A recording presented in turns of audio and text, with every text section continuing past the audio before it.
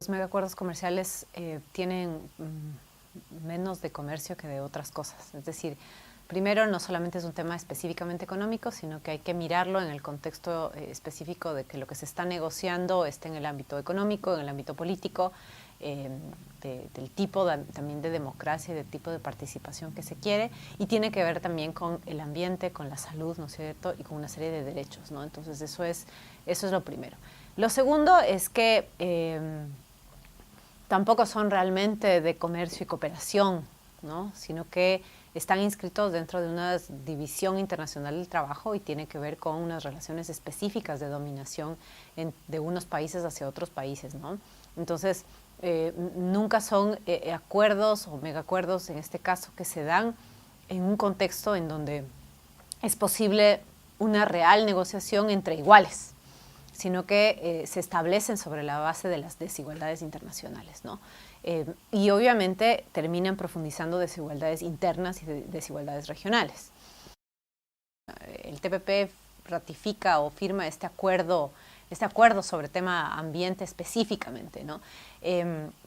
Y establece, digamos, igual que muchos de los compromisos a nivel internacional que establecen y hacen grandes declaraciones en relación a el ambiente, pero que a la hora de la hora no ofrecen mecanismos específicos y vinculantes para proteger justamente pueblos, nacionalidades, territorios y recursos naturales de los países fundamentalmente desfavorecidos en esta relación de desigualdad. El propósito de esos megacuerdos, ¿no es cierto?, es favorecer, desregularizar para los países fundamentalmente de dependencia económica, ¿no es cierto?, barreras para que puedan entrar productos que vienen de Estados Unidos, de la Unión Europea, de otras economías asiáticas. Ahí hay que preguntarse cuál es el rol de, por ejemplo, un continente como América Latina o de los países latinoamericanos en esta división del trabajo. Y el rol ha sido fundamentalmente proveer materias primas, ¿no? Entonces, estos recursos naturales que nosotros proveemos y que implican además unas condiciones internas específicas de fomento del extractivismo, de reprimarización de la economía, etcétera, tienen unos daños ambientales concretos. Pensar en megacuerdos que regulen o definan qué hay que hacer con el medio ambiente, a mí me parece que es un tema bastante complicado porque las condiciones de negociación no se dan en términos de igualdad ni tampoco en términos de transparencia. Son acuerdos que se negocian de espaldas a la población, que nunca son consultados digamos, de ninguna manera participativa y que ya de por sí eso nos genera una primera sospecha sobre qué cosas se está negociando en estos megacuerdos.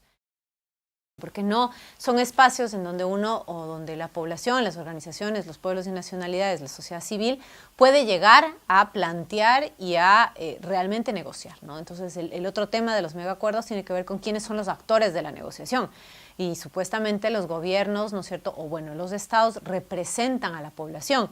Una población, como he dicho, que no ha sido consultada, ¿no es cierto?, que no conoce que se está negociando. Entonces, si quienes están negociando no informan y están negociando y en general lo que hemos visto es favoreciendo los intereses de grupos empresariales específicos y, digamos, en el caso de las grandes potencias, favoreciendo a empresas transnacionales. Por lo tanto, meter el tema de ambiente ahí es un camino minado, digámoslo así, un contexto minado, en donde vamos a terminar perdiendo, ¿no es cierto?, en este espacio de negociación en donde las condiciones son desiguales. En megacuerdos que ni siquiera se conoce el contenido y en donde supuestamente la representación única de los intereses nacionales está en el equipo negociador del Estado, toda posibilidad de una dinámica democrática, de disputa, digamos, de alguna manera, de los contenidos de un megacuerdo es casi nula para pueblos y organizaciones, ¿no? Por eso es que es interesante ver cómo las organizaciones en general han optado por otros espacios, ¿no es cierto?, exigiendo otras formas de representación y de hacer democracia, pero también otras formas y otras alternativas frente a estos tratados.